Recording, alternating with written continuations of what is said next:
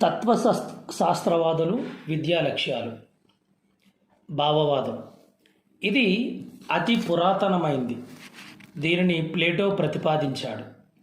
Socrates, Tagore, Gandhiji, Vivekananda Swami, Radhakrishnan వంటి తత్వవేత్తలు దీన్ని నమ్మినవారు. ఆధ్యాత్మిక అంశాలైన దేవుడు, ఆత్మ, పరమాత్మ, ఆదర్శాలు మొదలైన భావాలకు ప్రాధాన్యం ఇచ్చే వాదాన్ని భావవాదం అంటారు. విద్యా లక్ష్యాలు ఏంటి? మరి భావవాదం యొక్క విద్యా లక్ష్యాలు: ఆత్మ జ్ఞానాన్ని విద్య కల్పించాలి, సంపూర్ణ మూర్తిమత్వం సాధించడం, విద్య ద్వారా నైతిక విలువలను పెంపొందించడం, జీవితాశయాలకు అనుగుణంగా సృజనాత్మక శక్తులను విద్య ద్వారా పెంపొందించడం. మరి రెండవది ప్రకృతివాదం. దీనిని రూసో ప్రతిపాదించాడు. జీవన సమస్యలన్నింటినీ ప్రకృతి పరిష్కరించగలదని ఈ వాదం విశ్వసిస్తుంది. ప్రకృతియే వాస్తవం, భౌతిక ప్రపంచం వాస్తవం. బెకెన్, లామార్క్, డార్విన్, స్పెన్సర్, మాంటిస్సోరీ వంటి తాత్వికులు ఈ వాదాన్ని నమ్ముతారు. మరి వీళ్ళ యొక్క విద్యా లక్ష్యాలు ఏంటి? సహజ ప్రకృతికి అనుగుణమైన విద్య, శిశు కేంద్రంగా విద్య, ఆనందమే విద్య యొక్క లక్ష్యం, సామర్థ్యం పెంపొందించడం, స్వయం వ్యక్తీకరణ, సంపూర్ణ వ్యక్తిత్వ వికాసం, సహజాతాలు, స్వేచ్ఛ, ఇంద్రియాల విద్యకు మూలాధారాలు. మూడవది ప్రాగ్మటిజం, అంటే వ్యవహారిక సత్తావాదం. దీనిని విలియం జేమ్స్, జాన్ డ్యూయీ గారు ప్రతిపాదించారు. వ్యవహారిక సత్తావాదం ఆదర్శవాదానికి, ప్రకృతివాదానికి మధ్యస్థంగా ఉంటుంది. ప్రాగ్మటిజం అనేది గ్రీకు పదం. ప్రాగ్మా అంటే ఆంగ్లంలో యాక్షన్, తెలుగులో కృషి అని అర్థం. ప్రాగ్మటిజం అంటే ఒక పనిలో నిమగ్నం కావడం. ఈ సిద్ధాంతాన్ని చార్లెస్ కిల్పాట్రిక్, మార్గరెట్ బెకన్ మొదలైన వారు నమ్ముతారు. విద్యా లక్ష్యాలు: విద్యార్థులకు వారి సామాజిక అవసరాలను తీర్చే విద్యను అందించడం, సమస్యల సాధనకు తోడ్పడటం, విద్యార్థుల వృత్తి సామర్థ్యం పెంచడం, సంపూర్ణ వ్యక్తిగత అభివృద్ధి సాధించడం, ప్రజాస్వామ్య విలువలు పెంపొందించడం, నూతన విలువలు సృష్టించి వీలు కల్పించడం. విద్యా ఉద్దేశాలపై ప్రభావం చూపే కారకాలు ఏంటి? ఇవి 4 కారకాలు ఉన్నాయి మనకి. తాత్విక కారకాలు విద్యా ఉద్దేశాలు, రెండవది సామాజిక కారకాలు, మూడవది ఆర్థిక కారకాలు, నాలుగవది రాజకీయ కారకాలు. తాత్విక కారకాలు: తత్వశాస్త్రం ఒక జీవన విధానం, ప్రతి వ్యక్తి ఒక తత్వవేత్త. తత్వశాస్త్రం, విద్య ఒకే నాణానికున్న బొమ్మ బొరుసు లాంటివి. జీవిత తత్వాలు మారినప్పుడల్లా విద్యా ఉద్దేశాలు కూడా మారుతూ ఉంటాయి. తాత్విక ఆలోచన మారినప్పుడు పాఠ్య ప్రణాళిక మారుతుంది. రెండవది సామాజిక కారకాలు. మానవుడు సంఘజీవి. వ్యక్తి అభివృద్ధి సంఘంలో జరుగుతుంది. వ్యక్తి అభివృద్ధికి సమాజ అభివృద్ధికి సంబంధం ఉంది. సమాజ అవసరాలను దృష్టిలో ఉంచుకొని పాఠ్య ప్రణాళికను రూపొందించవలసి ఉంటుంది. సమాజ అవసరాలు మారినప్పుడు పాఠ్య ప్రణాళికలను మార్చవలసి ఉంటుంది. మూడవది ఆర్థిక కారకాలు. వ్యక్తి శారీరక, మానసిక, నైతిక, ఆధ్యాత్మిక అభివృద్ధికి విద్య ఒక సాధనం. విద్యావేత్తలు విద్యను ఆర్థిక శ్రేయస్సుగా గుర్తిస్తూ విద్యా ప్రణాళికలను రూపొందిస్తూ ఉన్నారు. ఆర్థికవేత్తలు విద్యపై పెట్టుబడిని ఆర్థిక శ్రేయస్సుకు మూలమని అంటున్నారు. విద్యకు వినియోగించే నిధులను పెట్టుబడులుగా గుర్తించవలసి ఉంది. జపాన్, అమెరికా, రష్యా వంటి దేశాలు విద్యకు అధిక నిధులు కేటాయించి ఆర్థిక రంగాలలో అభివృద్ధిని సాధించాయి. అంటే ఆర్థిక అంశాలు విద్యా రంగంపై ప్రభావాన్ని చూపుతున్నాయి. నాలుగవది రాజకీయ కారకాలు విద్యా ఉద్దేశాలు. విద్యా విధానాన్ని నిర్ణయించడంలో తాత్విక, సామాజిక అంశాలతో పాటు రాజకీయ అంశాలు ప్రభావాన్ని చూపుతాయి. భారతదేశంలో వేదకాలం నుండి నేటి వరకు విద్యా విధానంలో అనేక మార్పులు వచ్చాయి. వేదకాలంలో ఋషులు, మునులు, సన్యాసులు విద్యను ప్రచారం చేసేవారు. గురుకుల అంటే ఆశ్రమ పాఠశాలల్లో గురువులు శిష్యులకు బోధించేవారు. రాజకీయ నాయకుల జోక్యం ఎంత మాత్రం ఉండేది కాదు. భారతదేశం స్వతంత్రం పొందిన తర్వాత విద్యను కేంద్ర, రాష్ట్ర, ఉమ్మడి జాబితాలో చేర్చడం జరిగింది. విద్యా లక్ష్యాలను, ప్రణాళికలను ప్రభుత్వాలే నిర్ణయిస్తున్నాయి. అంటే రాజకీయ నాయకుల విధానాలే విద్యా విధానాలు. ప్రభుత్వం మారినప్పుడల్లా విద్యా విధానాలు మారుతూ ఉన్నాయి. ప్రాథమిక విద్యా లక్ష్యాలు. ప్రాథమిక విద్యా ప్రాముఖ్యత. విద్యా దశలన్నింటిలో అతి కీలకమైన దశ ప్రాథమిక విద్య. ఈ దశలోనే పిల్లలు మొదటిసారిగా విద్యా సంస్థలకు వెళ్ళి విద్యను అభ్యసించడం ప్రారంభిస్తారు. ప్రాథమిక పాఠశాలల్లో పొందే విద్య పిల్లవాని శారీరక, మానసిక, భావోద్రేక, బౌద్ధిక, సాంఘిక అభివృద్ధికి పునాది వేస్తుంది. ఈ దశలోనే సరైన వ్యక్తిత్వం రూపుదిద్దుకోవడానికి, అనువైన దృక్పథాలు ఏర్పరచుకోవడానికి, ఆత్మస్థైర్యం సమకూరడానికి, మంచి ప్రవర్తన అలవడడానికి, విషయ గ్రహణ నైపుణ్యం, భావ ప్రాసారిక కౌశల్యం పెంపొందించడానికి సరైన పునాది ఏర్పడడం జరుగుతుంది. ప్రజలు ప్రజాస్వామిక విలువలకు కట్టుబడి ఉండటాన్ని సార్వజనిక ప్రాథమిక విద్య మరింత దృఢతరం చేయగలదు. అందువలనే రాజ్యాంగం 45వ పరిచ్ఛేదంలో దీన్ని పొందుపరచడం జరిగింది. ప్రాథమిక విద్యను పటిష్టను మార్గంలో ఏర్పాటు చేస్తే సెకండరీ ఉన్నత విద్యను సమర్థవంతంగా కొనసాగించడానికి విద్యార్థులకు దోహదకారి అవుతుంది. మరి ప్రాథమిక స్థాయి విద్యా లక్ష్యాలు ఏంటి? ప్రాథమిక స్థాయిలో విద్యా లక్ష్యాలను ఈశ్వరీబాయి పటేల్ కమిటీ 1977లో స్పష్టంగా పేర్కొంది.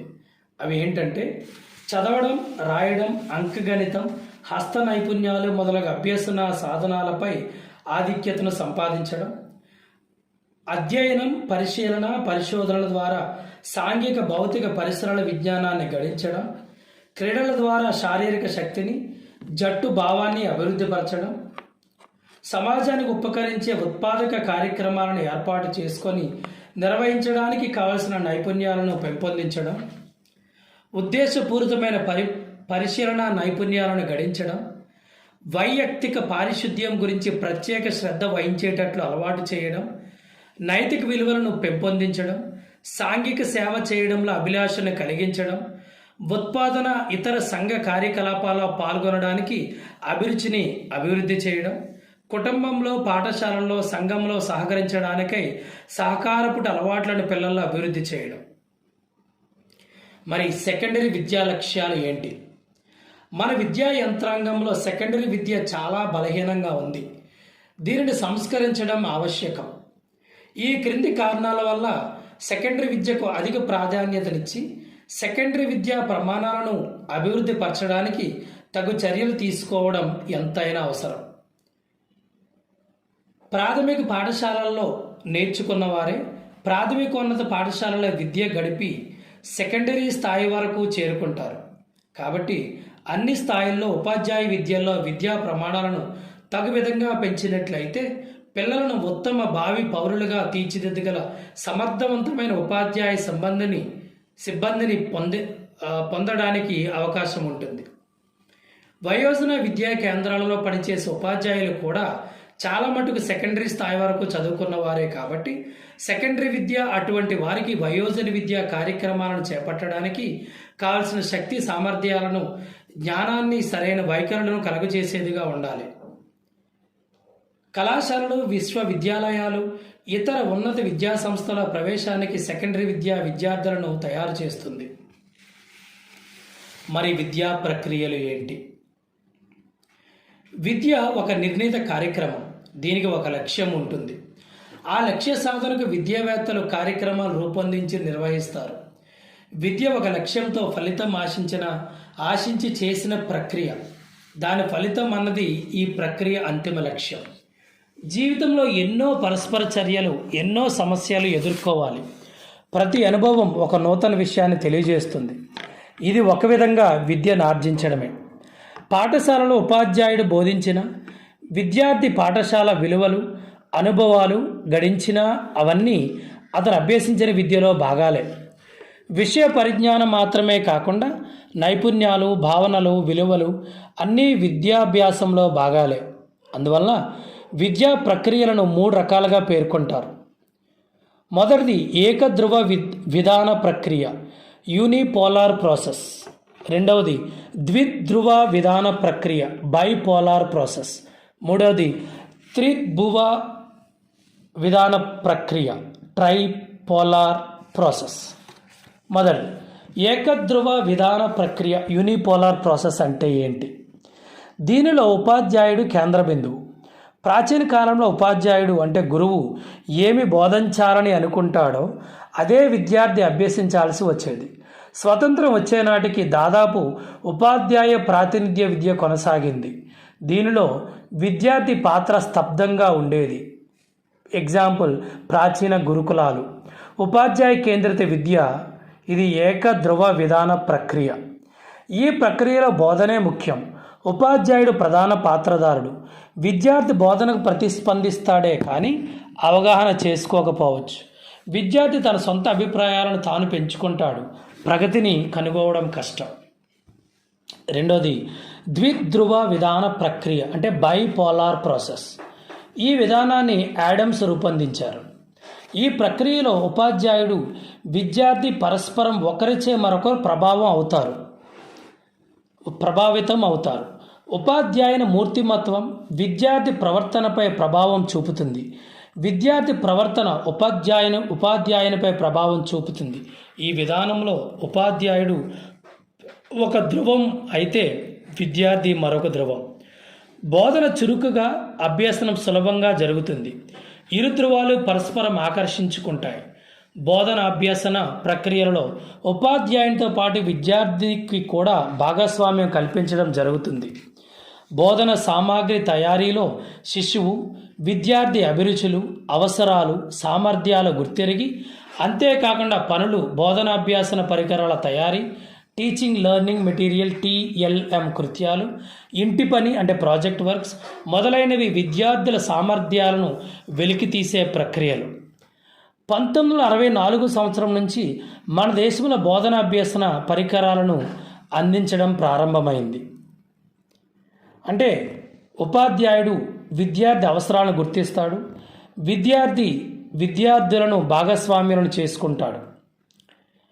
మూడవది త్రిధ్రువ విధాన ప్రక్రియ అంటే ట్రైపోలార్ ప్రాసెస్. ఉపాధ్యాయుడు, విద్యార్థి మరియు సమాజం, ఈ 3.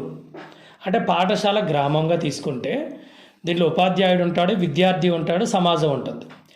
ఈ విధానాన్ని జాన్ డ్యూయీ ప్రతిపాదించాడు. విద్యార్థి ప్రక్రియలు చేస్తూ విద్యను అభ్యసించాలి అంటే లెర్నింగ్ బై డూయింగ్. ఈ ప్రక్రియలో ఉపాధ్యాయుడు విద్యార్థియే కాకుండా 3వ ధ్రువంగా పరిసరాలను ఎన్నుకుంటాడు. పరిసరాల అవగాహన, సర్దుబాటు విద్యా విధానంలో ముఖ్యం. పరిసరాలు అనువుగా లేకుండా విద్య సరిగా సాగదు. Quality education for quantity children. గుణాత్మకమైన సంఖ్యకు గుణాత్మక విద్య అందించడానికి సమాజం, ఉపాధ్యాయులు, విద్యార్థులు త్రిధ్రువ ప్రక్రియ అని చెప్పవచ్చు. నెక్స్ట్ విద్యా రూపాలు, టైప్స్ ఆఫ్ ఎడ్యుకేషన్. మరి విద్యా రూపాలు ముఖ్యంగా 3 రకాలు. అందులో మొదటిది నియత విద్య, ఫార్మల్ ఎడ్యుకేషన్. రెండవది అనియత విద్య, నాన్ ఫార్మల్ ఎడ్యుకేషన్. మూడవది యాదృచ్ఛిక విద్య, ఇన్ఫార్మల్ ఎడ్యుకేషన్. మొదటగా నియత విద్య అంటే ఏంటో చూద్దాం. అంటే ఫార్మల్ ఎడ్యుకేషన్ అంటే ఏంటి? ప్రాథమిక స్థాయి నుంచి విశ్వవిద్యాలయం అధ్యయనం వరకు పాఠశాలల్లో, కళాశాలల్లో, విశ్వవిద్యాలయాల్లో ఈనాడు జరుపబడుతున్న విద్యా విధానం నియత విద్య అనొచ్చు. నియత విద్య దాని ప్రత్యేకతలు ఏంటి అంటే పాఠశాలల్లో, కళాశాలల్లో, విశ్వవిద్యాలయాల్లో ప్రవేశించే విద్యార్థులకు కొన్ని నియమాలు, వయోపరిమితి, విద్యా అర్హతలు లాంటివి ఉంటాయి. ఈ సంస్థలలో బోధన అభ్యసన కార్యక్రమాలు, పని సమయం, పరీక్షల నిర్వహణ, తరగతుల విభజన, బాలికల సంఖ్య, కాలక్రమ పట్టిక లాంటివి వ్యవస్థీకరించబడి ఉంటాయి. ప్రతి స్థాయిలోని విద్యా లక్ష్యాలు నిర్ణయించబడి విద్యను కొనసాగిస్తారు. ఉపాధ్యాయులు, అభ్యాసకుల పాఠ్యాంశాల యందు ప్రావీణ్యత గలవారే కాకుండా బోధనలో శిక్షణ పొంది కూడా ఉంటారు. పాఠ్యాంశాల బోధనే కాకుండా సహపాఠ్య పాఠ్యేతర కార్యక్రమాలు జరపబడతాయి. విద్యాలయాల్లో క్రమశిక్షణ పాటించబడుతుంది. క్రమశిక్షణ ఉపాధ్యాయులకు విద్యార్థులకు ఇద్దరికీ ఉంటుంది. విద్య ముగించిన తర్వాత అర్హత గుర్తింపు పత్రాలు అందుకోవచ్చు. రెండవది అనియత విద్య, నాన్ ఫార్మల్ ఎడ్యుకేషన్. ఇప్పుడు నిరక్షరాస్యత నిర్మూలన కార్యక్రమాల్లో చాలా ప్రధాన పాత్ర అనియత విద్య వహిస్తూ ఉంది, అంటే నాన్ ఫార్మల్ ఎడ్యుకేషన్. విద్యను మధ్యలో మానేసిన వారికి, మామూలుగా పాఠశాలలో కళాశాలలో చదువు సాగించడానికి అవకాశం లేని వారికి ప్రత్యేక అభ్యసన అనుభవాల ద్వారా ఏర్పాటు చేయబడిన బహుముఖ విద్యా విధానాన్ని అనియత విద్య అంటారు. దీన్నే నిరంతర విద్య అని కూడా అంటారు. యునెస్కో అంతర్జాతీయ విద్యా కమిషన్ నివేదిక తర్వాత 1978 తర్వాత అనియత విద్యకు ప్రాముఖ్యత వచ్చినది. ఈ విద్యా విధానంలో ముఖ్య సూత్రం సరళత. ఈ విధానంలో ప్రవేశార్హతలు, పాఠ్య ప్రణాళికలతో విద్యాభ్యాసన స్థలాలలో, బోధనాలలో, అభ్యసన కాలంలో నియమాలు నిర్బంధాలు లేవు. మూడవది యాదృచ్ఛిక విద్య, అంటే ఇన్ఫార్మల్ ఎడ్యుకేషన్. ఈ యాదృక విద్యను ఆకస్మిక విద్య అంటారు, అంటే యాక్సిడెంటల్ ఎడ్యుకేషన్ అని. సంఘటనాత్మక విద్య ఇన్సిడెంటల్ ఎడ్యుకేషన్ అని కూడా అంటారు. పాఠశాలలో కాకుండా ఇతరత్ర, అంటే ఇంటిలో, గ్రంథాలయంలో, సినిమాలు, టీవీల ద్వారా అభ్యసించడం. మనిషి తన జీవితంలో అనేక విషయాలు ఈ పద్ధతిలోనే నేర్చుకుంటాడు. నిరక్షరాస్యులైన లక్షలాది మంది ఈ పద్ధతిలోనే విజ్ఞాన సముపార్జన చేసుకుంటూ ఉంటారు. నియత అనియత విద్యా విధానాల మధ్య తేడాలు ఏంటి? మొదటగా ఫార్మల్ ఎడ్యుకేషన్, అంటే నియత విద్య అంటే ఏంటో ఒకసారి చూద్దాం.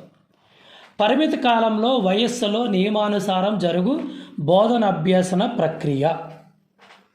ప్రవేశానికి నిర్గమనానికి సమయం నిర్ణయించబడి ఉంటుంది. విద్యా లక్ష్యాలు వ్యక్తిగతం కాదు, వృత్తి దృక్పథం. బోధించేవాడు అభ్యసించేవానికి అందించేది. నిర్ణయించబడిన పాఠ్య ప్రణాళిక, విషయం, భావనలు. విధేయత తప్పనిసరి. పరీక్షలలో ఉత్తీర్ణత తప్పడం అన్న విధానాలపైన చేస్తుంది. యథాతథంగా విద్యా విధానం కొనసాగాలి. సామాజిక మార్పులకు లోనై పనిచేస్తుంది. మరి నాన్ ఫార్మల్ ఎడ్యుకేషన్ అంటే ఏంటి? అనియత విద్య. ఇది జీవితాంతం జరుగు ప్రక్రియ. పనికి జీవితానికి ముడిపడి ఉంది. ప్రవేశం నిర్గమనం సరళం, పునఃప్రవేశానికి వీలుంది. జీవితాంతం అభ్యసన కొనసాగించవచ్చు. విద్యా లక్ష్యాలు వ్యక్తి అవసరాలకు అనుకూలం. పరిసరాలు, సామాజిక లక్ష్యాలు పరస్పర సంబంధాల లక్ష్యాలు నిర్ణయిస్తాయి. వ్యక్తి పెరుగుదల, వికాసం సాధించడానికి ఉపయోగిస్తుంది. విద్యార్థి తనంతట తాను పాఠశాలను అన్వేషించి విశ్లేషించి నేర్చుకునేది. పాఠ్య ప్రణాళిక నిర్ణయించబడదు. విద్యార్థి అవసరాలు పాఠ్యాంశాలు నిర్ణయిస్తాయి. స్వేచ్ఛ, ఆత్మస్థైర్యం ఇక్కడ ముఖ్యం. అభ్యసన సంతృప్తి ఆధారమైన విధానం. నియమావళి నుంచి అటు ఇటు పోవచ్చు. అభివృద్ధి ముఖ్యం. సామాజిక మార్పులు ఊహించి మార్చుకోగలదు. మరి విద్యను ఈ క్రింది విధంగా కూడా వర్గీకరించవచ్చు. అదేంటంటే ఇవి కూడా 3 రకాలుగా వర్గీకరించవచ్చు. ప్రత్యక్ష విద్య, పరోక్ష విద్య. రెండవది సాధారణ విద్య, ప్రత్యేక విద్య. మూడవది వైయక్తిక విద్య, సామూహిక విద్య. అందులో మొదటిది ప్రత్యక్ష విద్య మరియు పరోక్ష విద్య, డైరెక్ట్ అండ్ ఇండైరెక్ట్ ఎడ్యుకేషన్. ప్రత్యక్ష విద్య అంటే ఈ విధానంలో ముఖాముఖి బోధనాభ్యాసన సరళి ఉంటుంది. ఉపాధ్యాయుడు అభ్యాసకుడికి నిర్ణీత జ్ఞానాన్ని పాఠశాలలో ప్రత్యేక పద్ధతి ద్వారా అందచేయడం జరుగుతుంది. ఉపాధ్యాయుడు అభ్యాసకుడిపై ప్రత్యక్ష ప్రభావాన్ని చూపును. ఈ విద్యను ప్రత్యక్ష అంటే డైరెక్ట్ విద్య అంటారు. పరోక్ష విద్య ఈ విధానంలో లక్ష్యాలు, బోధనా పద్ధతులకు కాలపరిమితి ఉండదు. విద్యార్థి పూర్తి స్వతంత్రంగా తాను అభిరుచులకు, అవసరాలకు అనుగుణంగా విద్యను అభ్యసిస్తాడు. మరి రెండవది సాధారణ మరియు ప్రత్యేక విద్య, అంటే దీన్ని జనరల్ అండ్ స్పెషల్ ఎడ్యుకేషన్ అంటారు. సాధారణ విద్య అంటే 3 R's నేర్చుకోవడం. ఈ విద్య అందరికీ అందుబాటులో ఉంటుంది. ఉదాహరణకు ఎస్ఎస్సి, ఇంటర్మీడియట్, BA, BCom మొదలైంది.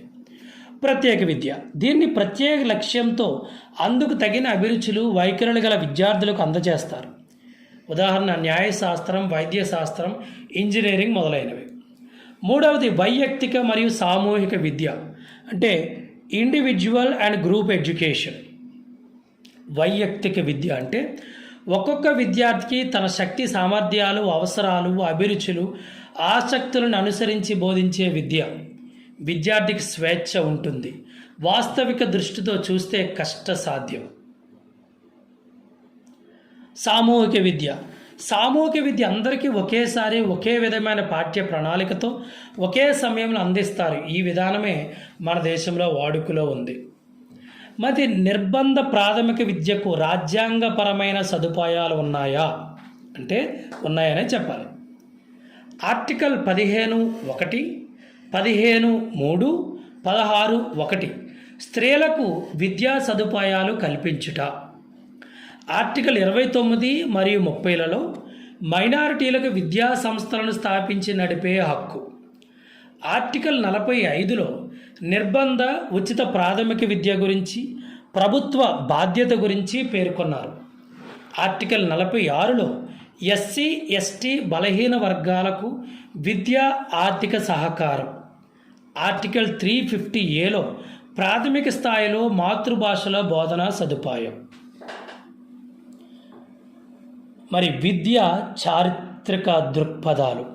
History of education. మన దేశంలో విద్యా విధాన వ్యవస్థను ముఖ్యంగా 3 భాగాలుగా విభజించవచ్చు. ప్రాచీన కాలంలో విద్యా విధానం, చరిత్ర ప్రారంభం నుండి 12వ శతాబ్దం వరకు ఇది. రెండవది మధ్యయుగంలో విద్యా విధానం అంటే 12వ నుంచి 16వ శతాబ్దం వరకు. మూడవది ఆధునిక యుగంలో విద్యా విధానం 17 నుంచి 20వ శతాబ్దం వరకు. సో మొదటిగా ప్రాచీన కాలంలో విద్యా విధానం. ప్రాచీన కాలంలో విద్యా విధానం. ప్రాచీన భారతదేశంలో విద్య తాత్విక జ్ఞాన మీమాంసలు పునాదులుగా రూపొందించింది. జ్ఞానులు, ఋషులు, తాత్వికులు భౌతిక ప్రపంచాన్ని కాకుండా ఆధ్యాత్మిక ప్రపంచాన్ని అధ్యయనం చేశారు. మొదటగా వేదకాలంలో విద్యా విధానం, వేదిక్ ఎడ్యుకేషన్. వేదకాలపు విద్యా లక్ష్యం విశిష్టమైంది. ఈ విధానంలో విద్యార్థుల మూర్తిమత్వ వికాసానికి పలు అవకాశాలు కల్పించబడ్డాయి. గురువులు తమ శిష్యులపై వాత్సల్యంతో బోధన చేసేవారు. విద్యార్థులు గురుకులాల్లో బ్రహ్మచర్యంతో నిరాడంబర జీవితం గడిపేవారు. వేదాలు 4 రకాలు: ఋగ్వేదం, యజుర్వేదం, సామవేదం, అథర్వణ వేదం. వేదకాలంలో 4 వర్ణాశ్రమాలు కనిపిస్తాయి: బ్రాహ్మణులు, క్షత్రియులు, వైశ్యులు, శూద్రులు. బ్రాహ్మణులు వేదాలు, హిందూ మత ధర్మ పురాణాలు, క్రతువుల నిర్వహణ, మత ఛాందస భావనలు, హిందూ మతం గురించి అధ్యయనం చేసేవారు. క్షత్రియులు క్షేత్రధర్మం కలవాడు. క్షత్రియుడు అనే నానుడి ప్రకారం దేహదారుఢ్యం, నాయకత్వ లక్షణాలు కలిగిన వారు ఎక్కువగా వివిధ రకాల యుద్ధ విద్యలు అభ్యసించేవారు. పూర్వకాలపు పద్ధతి రథ, గజ, తురగ బలాలచే విద్యతో పాటు అనేక ఇతర విద్యలు అభ్యసించేవారు. వైశ్యులు నిజ జీవితంలో అందరికీ ఉపయోగపడే ఆర్థిక దైనందిన అవసరాల గురించి, వినియోగం, పంపిణీ, తదనుగుణంగా ఉత్పత్తి, వాటికి ఆర్థిక విలువ ఆపాదన, వాణిజ్యం, ఇతర వృత్తి విద్యలు అభ్యసించేవారు. శూద్రుడు బలహీనత, అజ్ఞానం, సకాలంలో స్పందన లేని వారు సమాజంలోని అందరి అవసరాలు తీర్చే సేవకులుగా మారారు. ప్రధాన విద్యలకు దూరంగా కేవలం సామాన్య పరిజ్ఞానం మాత్రమే విద్యలో పొందేవారు. విద్యార్థి దశ ఉపనయనంతో ప్రారంభమయ్యేది. వర్ణాశ్రమ ధర్మాలలో భాగంగా అగ్రవర్ణాలైన బ్రాహ్మణ, క్షత్రియ, వైశ్యులకు మాత్రమే విద్యావకాశం ఉండేది. శూద్రుడు విద్యకు అనర్హులు. ఈ కాలంలో బోధనాంశాల్లో వేదాలు, వేదాంగాలు, తత్వశాస్త్రం, వ్యాకరణం, భాష, తర్కం, క్షత్రియ యుద్ధ విద్యలు, యుద్ధతంత్రం ప్రధానమైనది. ఈ కాలంలో స్త్రీ విద్యకు ప్రాధాన్యత కనిపిస్తుంది.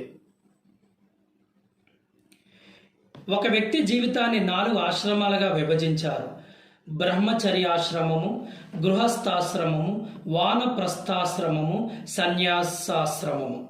పురాణాలు, రామాయణ, భాగవత, భారత ఇతిహాసాల్లో గురు శుశ్రూషలు చేస్తూ ఆశ్రమ విధానంలో విద్యను అభ్యసించేవారని మనకు తెలుస్తూ ఉంది. విద్యా బోధనకు ఒక నియమిత కాలం, అలాగే నియమిత అంశాలు బోధించాలనే అంశాలకు ప్రాధాన్యత ఇవ్వకుండా అవసరం, అవకాశం, సందర్భానుసారంగా బోధించేవారు. బ్రహ్మచర్యాశ్రమం. విద్యార్థి దశను బ్రహ్మచర్యాశ్రమ దశగా పేర్కొనవచ్చు.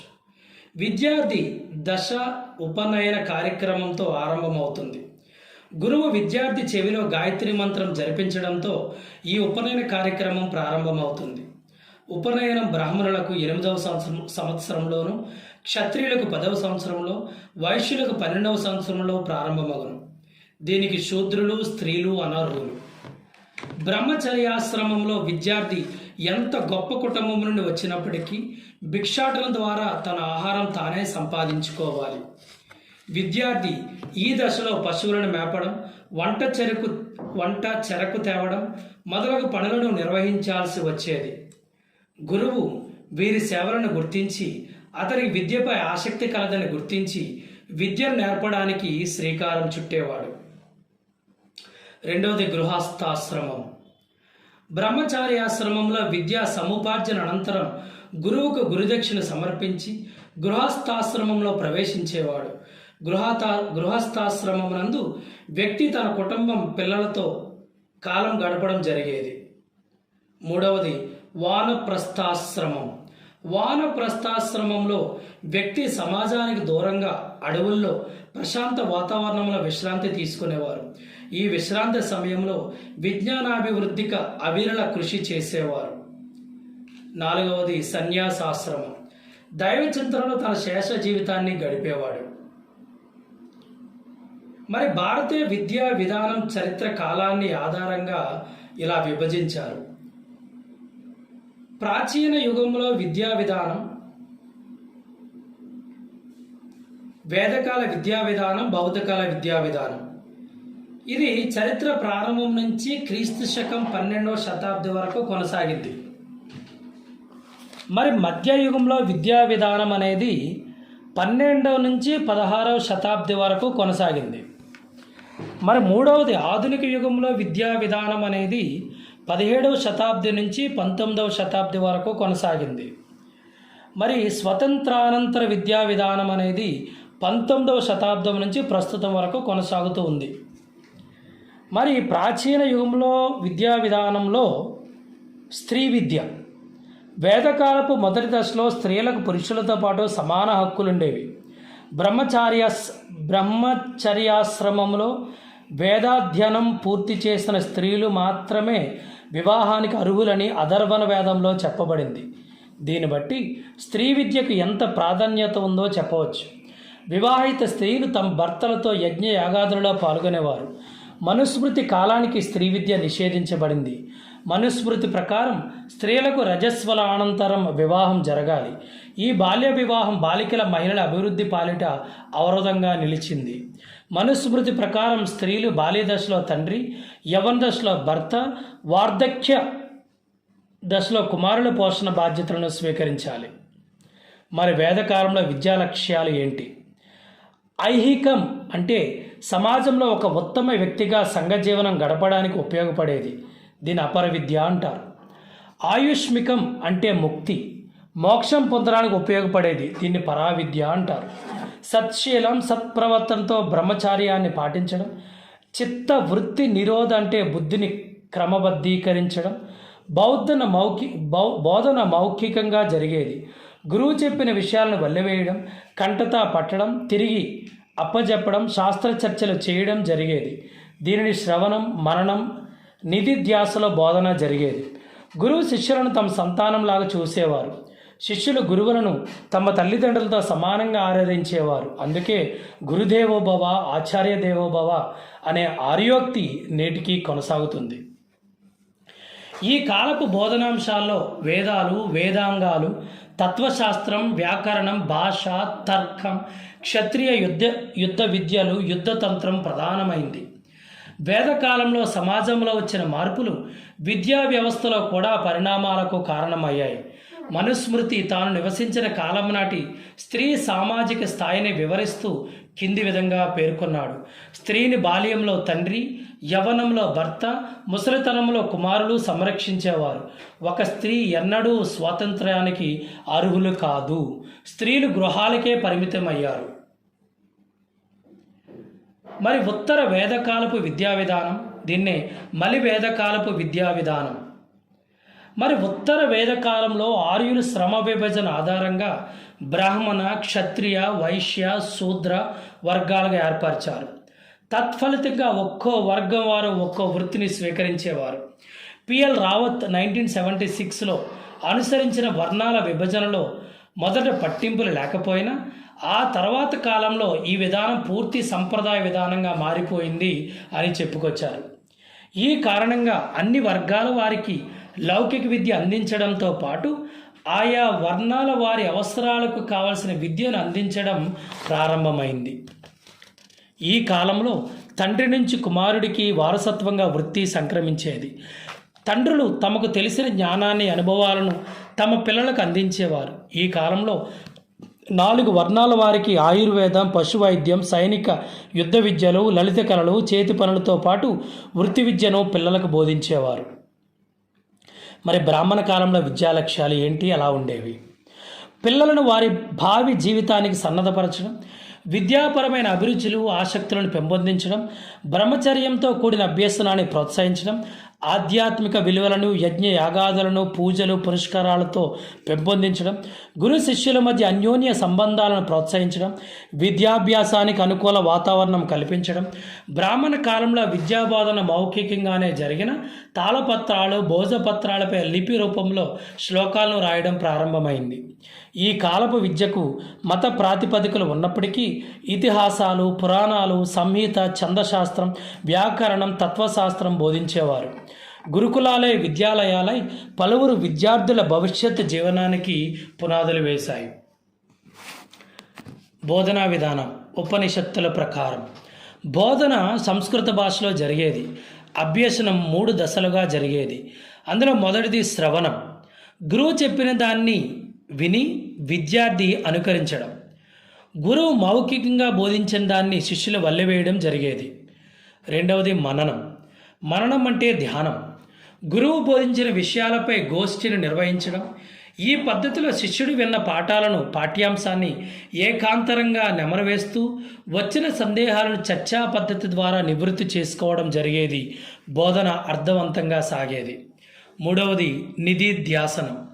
ధ్యానంలో అత్యున్నత దశ. విద్యార్థి తాను నేర్చుకున్న విషయాలను తన జీవితానుభవాలతోనూ, ఇతర శాస్త్ర అధ్యయనంతో, స్వయం ప్రతిభతో జ్ఞానం సముపార్జించుకొని ధ్యానంతో నిమగ్నం అవడానికి ప్రయత్నిస్తాడు.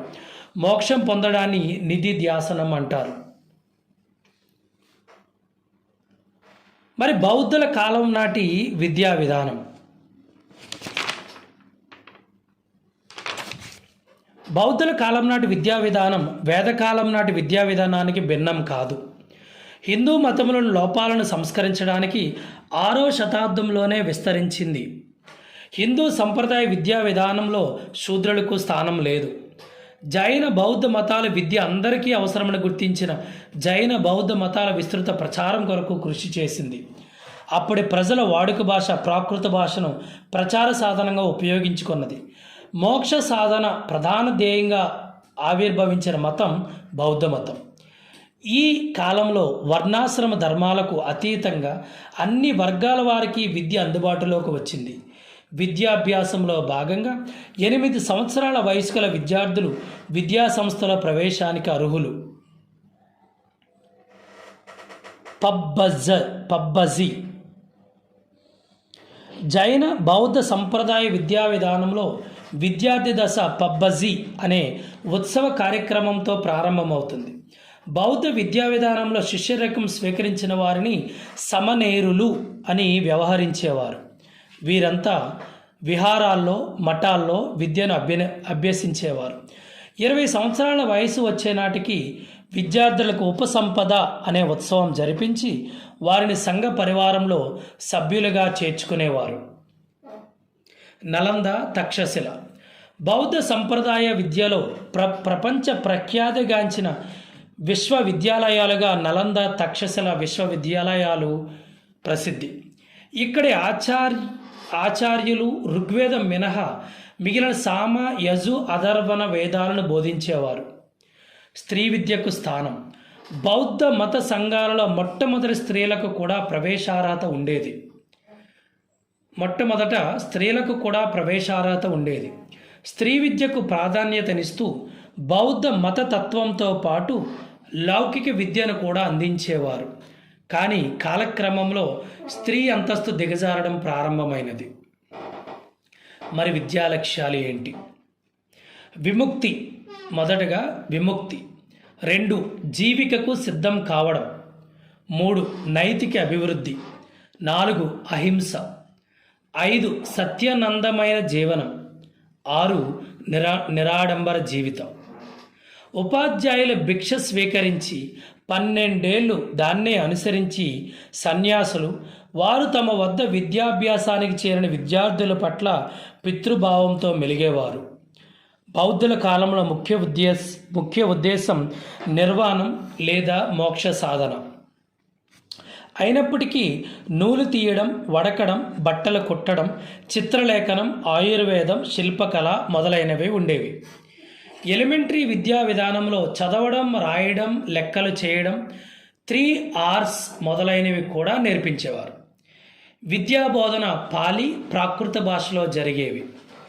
బోధనలో కంఠస్థతంతో పాటు ఉపన్యాస పద్ధతికి కూడా చోటు లభించేది. మరి ప్రాచీన కాలంలో ప్రఖ్యాత విద్యా సంస్థలు ఏంటి? వేద కాలం నుంచి బౌద్ధ కాలం వరకు గురుకులాలు, సంఘాలు, పరిషత్తులు, చరణాలు, బౌద్ధారామాలు విద్యా సంస్థలుగా గుర్తింపు పొందాయి. ఈ కాలంలో ఆయుర్వేదం, ధనుర్వేదం, న్యాయ విద్యలకు కేంద్రంగా తక్షశిల గుర్తింపు పొందింది. తత్వశాస్త్రానికి, సంగీత శాస్త్రానికి ప్రసిద్ధి చెందాయి. ఎన్నాయిరం, థర్, మలకాపురం, తిరుముక్కడల మొదలైనవి విద్యా కేంద్రాలుగా విలసిల్లాయి. హైందవ విద్యను అగ్రహారాల కేంద్రంగా అందించబడేవి. బెంగాల్లోని టోల్ అనే విద్యా వ్యవస్థ కూడా ఇదే పద్ధతిలో విద్యను విస్తరిస్తూ తదుపరి బౌద్ధ విద్యా కేంద్రాలుగా ప్రసిద్ధి చెందాయి. పలు బౌద్ధారామాలు, విహారాలు విద్యా సంస్థలై బౌద్ధ విద్యా వ్యాప్తి కృషి చేస్తున్నట్లు హ్యూయన్ సాంగ్, ఇత్సింగ్ మొదలైన వారి రచనల ద్వారా తెలుస్తుంది. మరి ఇస్లామిక్ విద్య లేదా మహమ్మదీల కాలం నాటి విద్య. 8వ శతాబ్దం ప్రారంభం నాటికి భారతదేశంపై ముస్లింల దండయాత్రలు ప్రారంభమయ్యాయి. ఫలితంగా వారితో పాటు మన దేశంలో ఇస్లామిక్ విద్య కూడా ప్రవేశించింది. మహమ్మద్ గోరి క్రీస్తు 1192 ప్రాంతంలో మన దేశంలో మక్తబ్ అనే ఎలిమెంటరీ పాఠశాలని ఏర్పాటు చేశాడు. మక్తబ్ ఇస్లాం మత గ్రంథమన్న ఖురాన్లోని సురా హీ ఇక్రా అనుసరించి అల్లా ప్రసాదించిన సప్త గుణాల్లో విద్య ఒకటి.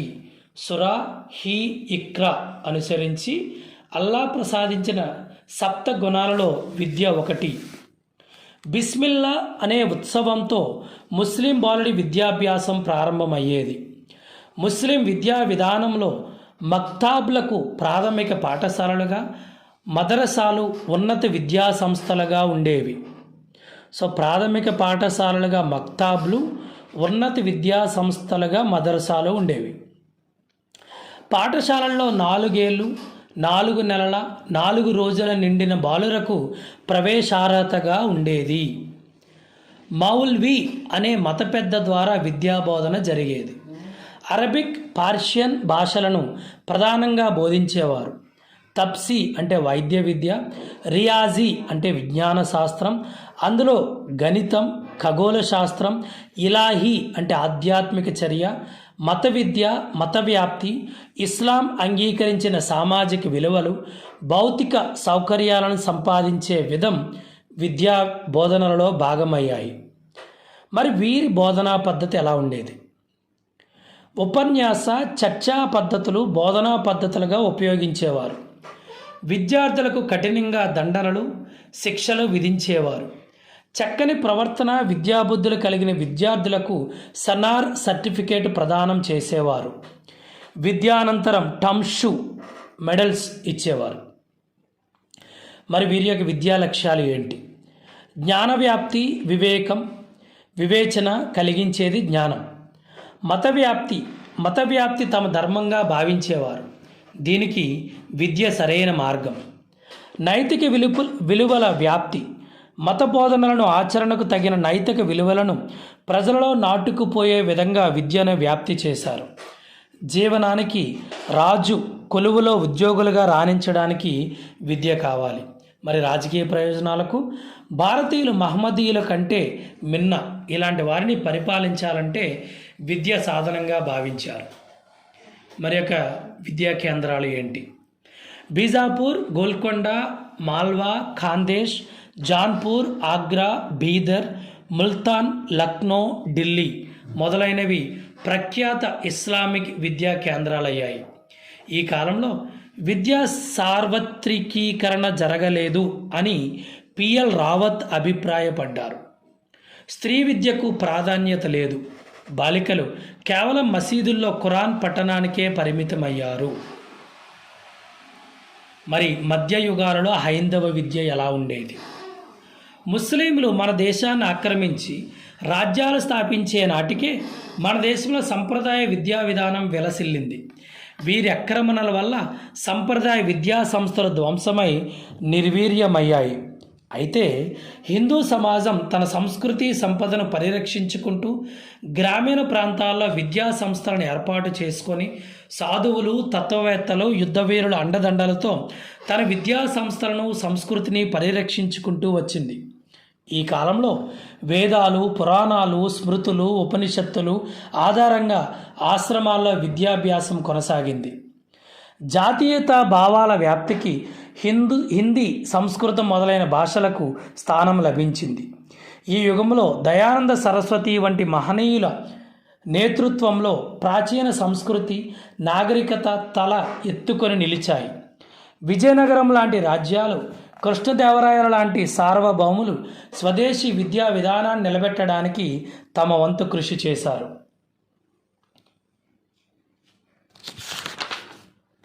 ఒక్కసారి ఈ వేదకాలపు విద్యా విధానం, బౌద్ధ విద్యా విధానం, ఇస్లాం విద్యా విధానం యొక్క తేడాలు ఒకసారి చూద్దాం. సో వేదకాలపు విద్యా విధానాన్ని 2 భాగాలుగా డివైడ్ చేసుకుంటే, తొలి వేదకాలం వచ్చి క్రీస్తు పూర్వం 1500 నుంచి 1000 సంవత్సరం వరకు, మలి వేదకాలం క్రీస్తు పూర్వం 1000 నుంచి 600 వరకు. దీన్ని వేదకాలపు విద్యా విధానం యొక్క కాలం. మరి ఈ టైంలో బోధన భాష సంస్కృతం. విద్య ప్రారంభ వయసు ఎలా ఉండేది? బ్రాహ్మణులకు 8 సంవత్సరాలు, క్షత్రియులకు 10 సంవత్సరాలు, వైశ్యులకు 12 సంవత్సరాలు. విద్య ప్రారంభం ఉపనయనంతో ప్రారంభమయ్యేది. విద్య ప్రధాన ధ్యేయం అనేది మోక్షం. స్త్రీ విద్య తొలి వేద కాలంలో స్త్రీ విద్యను అభ్యసించింది. మలివేద కాలంలో స్త్రీకు విద్య సౌకర్యం లేదు. మరి బోధనా పద్ధతి ఏంటంటే వాచిక లేదా మౌఖిక పద్ధతి. పాఠ్య ప్రణాళిక ఏంటంటే వేద మంత్రాలు, ఉపనిషత్తులు, పురాణాలు, ఇతిహాసాలు, వేదాలు, గణితం, ఖగోళ శాస్త్రం, తర్కశాస్త్రం, న్యాయశాస్త్రం, కళలు, సంగీతం, నాట్యం. మరి వీళ్ళ పాఠశాలలైన గురుకుల విద్యాశ్రమాలలో జరిగేవి. మరి ఈ కాలంలో ప్రసిద్ధ విద్యా సంస్థలు ఏంటంటే వారణాసి, కంచి, నలంద, కాశీ, అయోధ్య. మరి విద్య ముగింపైన సమవర్తన. మరి బౌద్ధ విద్యా విధానం కోసం కూడా మాట్లాడుకుందాం. ఇది 6వ శతాబ్దం. బౌద్ధ విద్యా విధానం అనేది 6వ శతాబ్దం. వీళ్ళకి బోధనా భాష పాలీ, ప్రాకృతం. వీళ్ళ యొక్క విద్య ప్రారంభ వయసు వచ్చి అందరికీ 8 సంవత్సరాలు. విద్య ప్రారంభాన్ని ఏమంటారంటే పబ్బజ్జ అంటారు. విద్య ప్రధాన ధ్యేయం ఏంటంటే మోక్ష సాధన, దుఃఖాన్ని నివారించడం. మరి స్త్రీ విద్య అంటే విద్యా సౌకర్యం కలదు స్త్రీలకి. బోధనా పద్ధతి ఎలా ఉండేదంటే మౌఖిక, ప్రశ్నోత్తర, చర్చ, సంభాషణ, తార్కిక, ఆచరణాత్మక పద్ధతి. మరి వీళ్ళ పాఠ్య ప్రణాళికలు ఏంటంటే బౌద్ధ సామాజిక తత్వం, రాయడం, అంకగణితం, గణితం, ఆయుర్వేదం, వైద్యం, శరీర ధర్మశాస్త్రం, వ్యవసాయం. మరి వీళ్ళ పాఠశాలలు ఏంటంటే విహారాలు, ఆరామాలు, మఠాలు. మరి వీళ్ళ బౌద్ధుల యొక్క ప్రసిద్ధ విద్యా సంస్థలు ఏంటంటే నలంద, తక్షశిల, నాగార్జున, వల్లభ, విక్రమశిల, మిథిల, ఓదందపురి. మరి విద్యా ముగింపుని ఏమంటారంటే ఉపసంపద అంటారు. అలాగే ఇస్లాం విద్యా విధానం చూద్దాం. ఇది క్రీస్తు శకం 8వ శతాబ్దంకు సంబంధించింది. వీళ్ళ బోధన భాష పర్షియన్, అరబిక్, ఉర్దూ. విద్య ప్రారంభ వయసు బాలురకు 4 సంవత్సరాల 4 నెలల 4 రోజులు. విద్య ప్రారంభం బిస్మిల్లా బాలురకు, జార్ఫీ పానీ బాలికలకు. విద్య ప్రధాన ధ్యేయం ఏంటంటే ఇస్లాం రాజ్య విస్తరణ, రాజ్యాన్ని పటిష్టం చేయడం. స్త్రీ విద్య ఏంటంటే ఉన్నత వర్గాల స్త్రీలకు మాత్రమే విద్య అభ్యసించే సౌకర్యం కలదు. బోధనా పద్ధతి ఏంటంటే మౌఖిక, బట్టి, ఉపన్యాస, చర్చ, ప్రశ్నోత్తర, మానిటోరియల్ పద్ధతి. పాఠ్య ప్రణాళిక ఏంటంటే రాయడం, చదవడం, ఖురాన్ శ్లోకాలను బట్టి పట్టడం ప్రాథమిక స్థాయిలో, వ్యాకరణం, జ్యోతిష్యం, ఖురాన్, తత్వశాస్త్రం, న్యాయశాస్త్రం, యునానీ వైద్యం, చారిత్ర, లౌకిక, మత విద్యలు, ఖగోళం, భూగోళం ఉన్నత విద్యా స్థాయిలో ఉండేవి. మరి వీళ్ళ పాఠశాలలు ఏంటంటే మక్తబ్ ప్రాథమిక పాఠశాల, మదర్సాలు ఉన్నత పాఠశాలలుగా ఉండేవి అన్నమాట.